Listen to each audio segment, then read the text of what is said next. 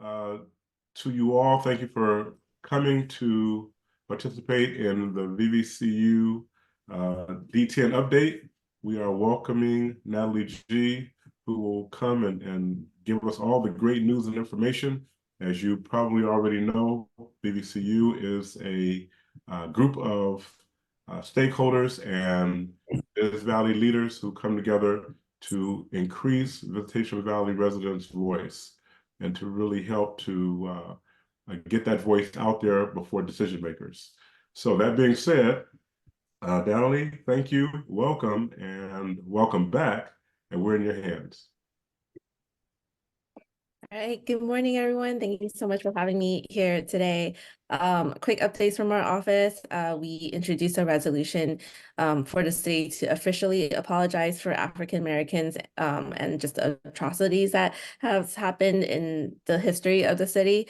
This is really similar to the apology resolution that Matt Haley put out when he was on the board for Chinese Americans. So putting that forth. It's going to be heard at the Government and Oversight Committee on February 15th. So we're going to try to turn out community for that to try to support that resolution.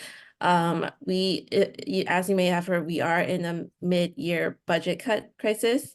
So the mayor is asking many departments to just cut their budgets if they have vacant positions or any unused funds. We don't know what the makeup is, what the board will be next year in terms of committee assignments. But if Supervisor Walton is on budget, we are definitely going to keep fighting to preserve our community services and existing services that are funded by the budget as much as we can. I think a few weeks ago, we heard some really heartbreaking news of our friend and colleague, Ronald Colhurst, who passed away. And I want to thank everybody for sending me your memories of him. I'm still accepting if you have any write-ups or any messages you want to give to his family, please send it my way, as well as any pictures you may have of him. We are waiting to hear from the family on when the services are, and likely there will be some sort of community memorial in the new year. I think that's it for our office. We don't have much major updates. It's December, everything's a little bit slow, but we are going to restart the Resilient D10 meetings or just D10 office updates, but we'll do it monthly instead of bi-weekly this time, moving forward. Okay, anybody have any questions? Well, it's too bad that the city budget, is going to be probably close to $500 million short. So how would it affect the programs in Visitacion Valley? Good question. Right now, I think with the initial cuts that the mayor proposed, a lot of the cuts are in District 9, 10, and 11. So it is going to affect Viz Valley a lot. Our office is also trying to work with other offices to advocate to make sure some of these services are like the ones that serve our most vulnerable communities. We're trying to make sure that they are not cut. So we're still in that negotiation process. Okay, that's too bad. So is Supervisor Walton the one negotiating on our behalf? Supervisor Chan is, because she's the budget chair, and we're working with her office. We have staff working with their team on it. Okay, any other questions for Natalie? Yeah. Hi, Natalie, it's Jessica. I hope you're doing well. I just wanted to see if you could give us an update on the neighborhood commercial district, the NCD for Leland. Yes, we met with Katie Tang from the Office of Small Business a while back on the NCD. I think they're proposing it from Leland to a little bit past where the library is as a commercial district. But there's 2 properties, the Bank of America building and 5 Leland, that cannot be put into the NCD because they're under another zoning that's along Bayshore that's actually better for those buildings. So we saw the draft legislation. I think Katie is working on revising it. It hasn't been introduced yet. Do you know what the timeline is approximately? I don't know, but I can check.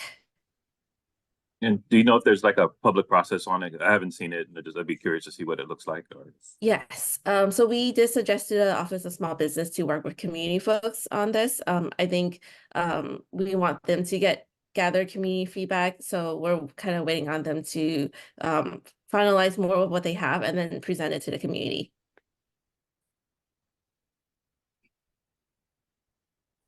All right, any other questions? Yeah, I have a quick question on public comment at community meetings or city meetings. Is that completely off canceled, that you cannot no longer do call-in public comment, or is it only for certain city meetings? For Board of Supervisor meetings, it all has to be in person. I think this happened sometime in early October, and it was under the direction of the president to eliminate remote public comment. But other city meetings, like other commissions, they might still take virtual meetings. I think I jumped on the historic preservation one, and they still have virtual. So it just depends on the president of that commission. Why did they do that with the Board of Supervisors? I think the reasoning they had, and this was like during time I was out, so I wasn't too sure, but we had a lot of calls from people who are not from San Francisco calling in. And so they switched it to like, okay, we just want to make sure it's just like, you have to be present to do that public comment. I see. So is there any conversation among the supervisors regarding the agenda, being so disconnected from public interest in terms of what is discussed when, and really often things that are of important interest to the public being put off till the wee hours? Is there any talk about that? No, so the agenda is under the president's purview. So they're the ones who approve the agenda. The rest of the supervisors don't really have control on that agenda. But a lot of times when we have discussion items that come through, if there's a lot of discussion, it'll be sent to committees, and then it's based on the committee chairs on when they want to schedule that item for which committee meeting and when. Okay, so what you're saying is it's the president's fault that how the agenda is set, or his responsibility? Technically, because they're the ones who approve the agenda before it goes out. Got it. Okay. Any other questions? One quick one. I think you mentioned the Historic Preservation Committee. I think, is that about the fire station being the next historic landmark? Can you give an update on that? I completely forgot about that was on my radar. Yes, but I forgot to update that too. So last summer we sent a resolution asking to do a historical landmark on Station 44 on Girard and Wildey. And so this was based on the Valley History Project, one of the 3 locations that you all picked to have a historical landmark on it. We checked with the fire department, they were on board, and so we initiated those efforts. Yesterday, that item was heard at the Historical Preservation Committee. They unanimously approved it with one slight change. They also wanted to include the herringbone flooring in the old building into the historical landmark piece. So that is moving forward. I think the next step, planning and our office is going to put out official legislation to turn it into a historical landmark. And sometime next year, we can hopefully celebrate with the fire station on it. All right, well, great. Question also, for the Lunar New Year Black History celebration, I don't know if you have time to plan on it yet. Do we have any information? So it is currently in the works. We are scheduling it for February 15th. We are working with Rex at APAC on to try to organize it to have a lot of community groups. Rex, do you have more details on it? Yeah, we're actually Robert and I are gonna meet this at noon, and we'll get back to you on that, Natalie, when we meet on Tuesday. There are there's a lot of interest in doing it, and sometime in February. Okay. Sometime in February, not February, after February 15th? Well, Sorry, we, it's February 17th is what we want, but we'll see if we could try to get that date. exactly. So that's yeah, February 17th is the target date. That's a Saturday. Right. I know you mentioned you said 15th earlier, Natalie, but I think it is the 17th. Yeah, 17th. 15th is we're- a Thursday. Yeah. Correct. Yeah, so that 17th is what we're targeting. Any other questions for Natalie? And I can come from the community as well. Say that one more time, Russell. Our guests, anybody in attendance who are not normally at the meeting, anybody can ask a question of Natalie at this point. Absolutely. The floor is open. Any questions? All right. Well, I don't see anybody. I don't hear anybody. Thank you, Natalie, so much. We do want to invite you to stay for the rest of the meeting. We're going to have a presentation from Edith Yamanoa, who's going to talk to us about, give a presentation on Felton Institute. And so you are certainly invited to hear the presentation as she gives it.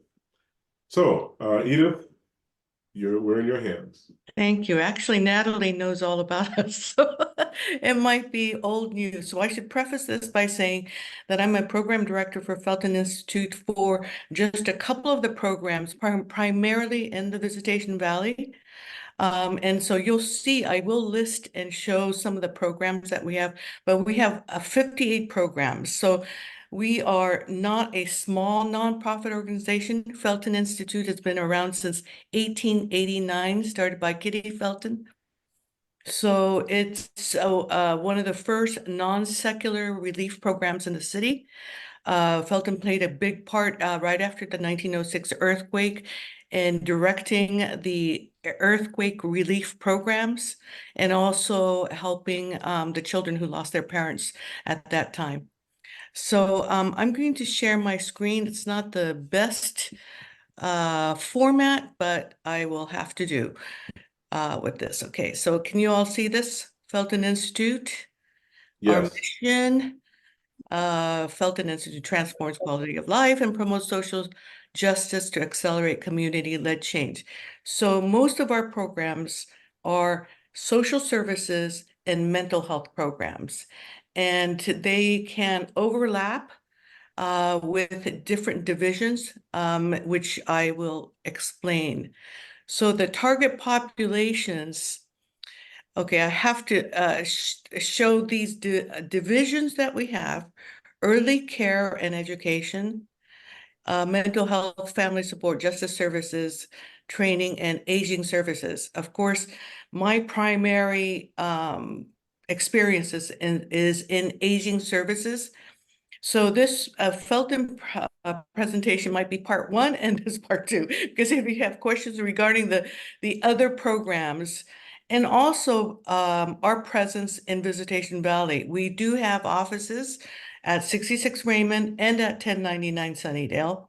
And we have several senior programs in Visitacion Valley, but some of you had asked about the building on Delta and Leland and Delta, which is part of the early care and education. So they're part of the early children, youth, and family program. And so I really don't have a lot of information about the programs. I do know that once the Mercy housing has been developed in the Sunnydale area, we will also have another child care center there. So as you can see, we have these various divisions, and 1, 2, 3, 4 refer to the various divisions: children, youth, and family, transitional age youth, adults, and seniors.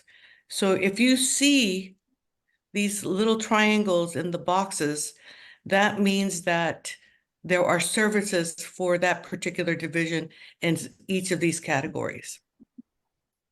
So let's see. So the number of programs are overwhelming, and if you're really interested in reading about these programs, I encourage you to go to the website felton.org. And as you can see, all of these various, I'm not going to go through each of them, but I can say with the senior services, so if you have some questions about that, you can always call me.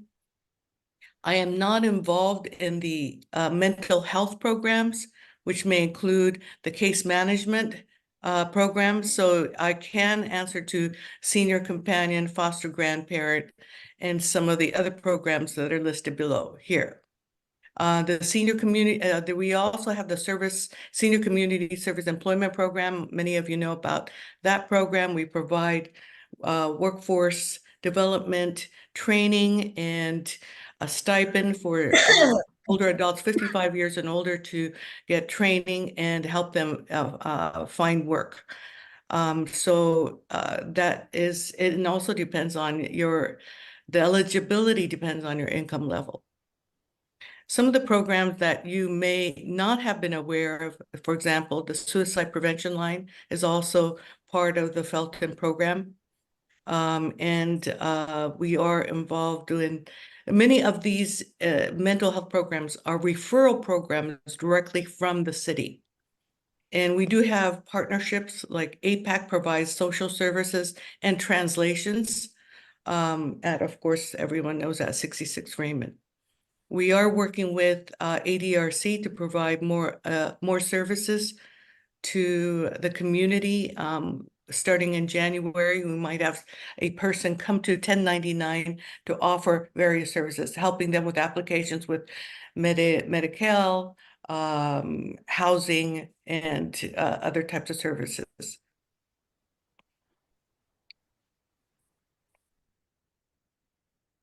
So we are in 7 counties, I believe, right? As you can see. And our headquarters is now, well, it's in both San Francisco. We have a San Francisco headquarters, which is at 1500 Franklin. And we also have a headquarters in the East Bay in Alameda.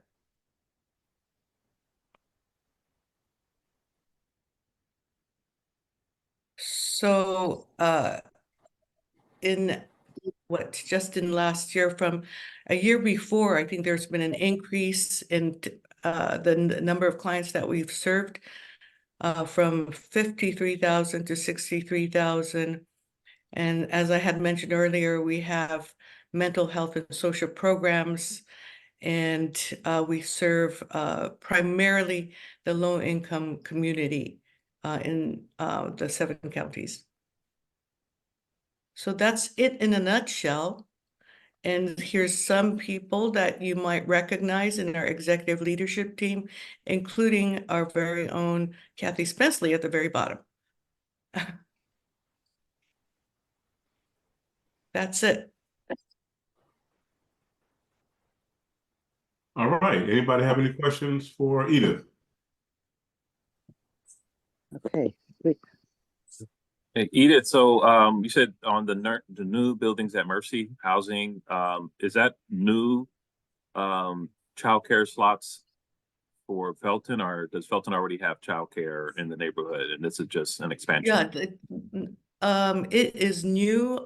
There is, I'm not sure what age range for the new building at Mercy, but the building at Leland and Delta was a school for young children up to, I think, 5 years old.